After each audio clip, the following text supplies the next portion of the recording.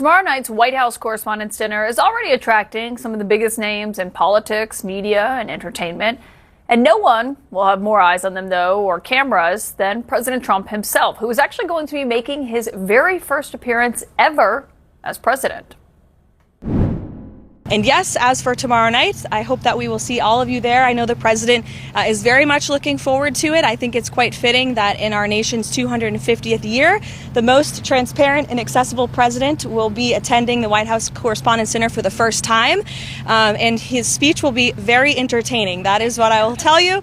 Now, we don't know what will happen when the president takes the stage tomorrow night. We do know, though, what it was like the last time he appeared at the White House Correspondents' Dinner. And then, of course, there's Donald Trump. Donald Trump has been saying that he will run for president as a Republican, which is surprising since I just assumed he was running as a joke. But the jokes directed at Donald Trump during the 2011 White House Correspondents' Dinner didn't stop there. Donald Trump is here tonight.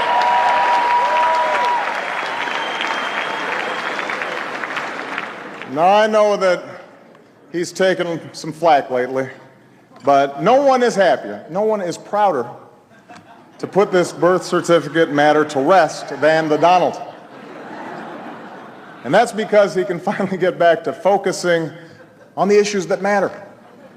Like, did we fake the moon landing? What really happened in Roswell? And where are Biggie and Tupac?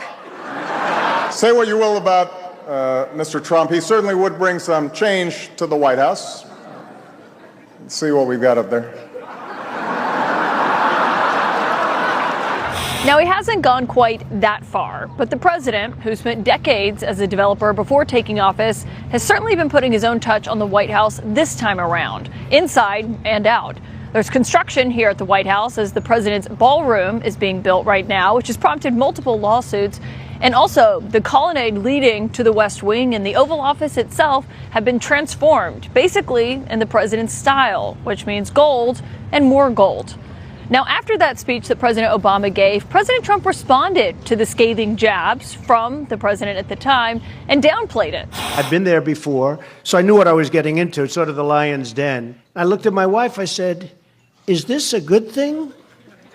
Or a bad thing? Am I supposed to be honored or am I supposed to hide under the table? I wasn't exact. So I sort of just sat there and listened and took it in. But it was actually a little bit amazing. I will faithfully execute. But when he won the White House 5 years later, the president did not return to the White House Correspondents' Dinner. President Trump is snubbing next Saturday's White House Correspondents' Dinner, but we found out yesterday he will be counter-programming it. He's got a primetime rally planned in Pennsylvania. Caitlin, what are you going to do? I'll be at the dinner. Throughout his entire first term, President Trump never attended. So why do you think the president is not here tonight? If that's what this dinner is, it embodies essentially a toast to a free press. Why was the president not attend tonight? Look, the president has enormous demands on his schedule. The Correspondents' Dinner is too negative. I like positive things, okay? But after returning to office for his second term, the president announced he would indeed attend the dinner that's a toast to the First Amendment, explaining it this way. Every joke was about me, and I sort of liked it. I can handle that stuff. And my political sources are back with me, Scott and Paul. I mean, it really did become this urban legend that Trump ran for president because Obama made fun of him at that dinner in 2011. Is it an urban legend? I don't know. He talked about it before that. I rather enjoyed watching Barack Obama choose to seal the fate of the Democratic Party there with those ill-advised jokes at the expense of Donald Trump, because just a few years later, Trump broke every Democrat's heart in the country when he defeated Hillary Clinton. I'm glad he's going, by the way. Donald Trump is the funniest working comedian in the United States today. He has a chance to do something amazing tomorrow night. We'll see what he does. Well, I will say he has been as transparent, more transparent than any president I've ever seen in terms of talking to you all, talking to reporters, taking their calls, right? And that's a good thing. It's the thin reed I can grab, because other than that, he's been the biggest enemy of the First Amendment since President John Adams locked up Congressman Matthew Lyon of Vermont for criticizing him, violating the Sedition Act in 1798. You got to wait to 1798. This man has been a full-on assault on the free press since day one. Literally on day one, began cutting funding for press freedom overseas. His Pentagon has gone after journalists. He's sued innumerable media organizations. His FCC chairman went after Jimmy Kimmel. Now he says he wants to investigate The View. It's been a full-on war on the free press. And I hope that in a room full of journalists, maybe one or two of them can get his ear and say, hey, this is our country, not yours. Yeah, I do think, I mean, there has been criticism, Scott, of the fact that he's attending the dinner at all from people who say that he's not an advocate of the First Amendment. I mean, people are reporting reports just this week from the FBI trying to investigate a reporter who was reporting on Kash Patel's travel and his girlfriend. What would you say to those people? I mean, I think the first 5 seconds of what Paul said was true. He has absolutely been the most transparent president we've ever had. I mean, you're there every day. He meets with the press on a regular basis, answers questions for hours at a time. I mean, he takes calls from individual reporters on a daily basis. He's calling into shows all the time. The President of the United States is not shy. And he sues them and uses the power of the government to censor them. You think the media is being censored in this country? I think the FCC tried to get Jimmy Kimmel fired, and he was fired for a brief moment, and then the American people brought him back. Well, I should note the Wall Street Journal is getting an award tomorrow night for its reporting on Jeffrey Epstein and the birthday card that Trump had signed, allegedly, that birthday book. Yeah, but my point of that is, well, I don't think that's a nice comment. But my point of that was that Trump is suing the Wall Street Journal over that and trying to get in this huge legal fight with them, which, was thrown out, but he did take legal action against them because they wrote a story he didn't like. He has stood up for himself when he thinks he's been treated unfairly, and sometimes it works out and sometimes it doesn't. But I'll tell you one thing, he doesn't take things lying down. That's one of the things Republicans love about him. But regarding the press and their access to the president and the Oval Office and what's going on with decision making, compare him to Biden, compare him to Obama, compare him to Bush, Clinton, any president.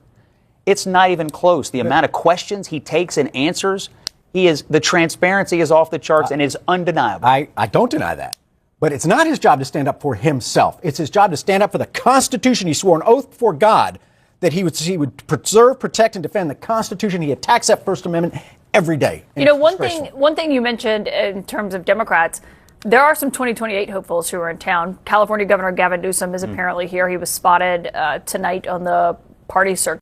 I mean, he might be there tomorrow night. It is interesting to think of who will be in that room and what this could potentially look like when the president is there tomorrow night. Every dinner needs a clown. We'll welcome Gavin to town. I mean, I think the president is going to be the center of attention. What he says tomorrow night to and about the media will be obviously well covered. I expect him to be funny, and he should be funny, and has a chance to do you think he should attack the media like he does normally? Do I think he should, or do I think he will? Do you think he will? Do I think he should? I said, do you think? I have no doubt at all the jousting that we're used to between the press and the media will occur tomorrow night. It's censorship. Every president is frustrated with the press. Who is censored? All the way back to there's Thomas literally Jefferson. nobody that is censored. He shut down the Voice of America. He defunded NPR. He has sued any number of journalists. They have more money now than they've ever had for expressing the truth or their opinions. You can't name a single journalist who right now is incapable of speaking negatively about Donald Trump. In fact, it's more than ever. Are you? Okay, he has gone after the free press. He sued the Des Moines Register and their pollster for accurately reporting a poll that actually the poll itself was flawed, but they didn't know that at the time. So for a flawed poll, you sue a newspaper and their pollster? It's all he does. It's all about him and him. Does he answer questions? Will either of you be attending tomorrow night? I'll be right here. Watching? Yes, covering the dinner. Paul will be on the farm hauling manure, which he's obviously good at. Paul Begala, Scott Jennings.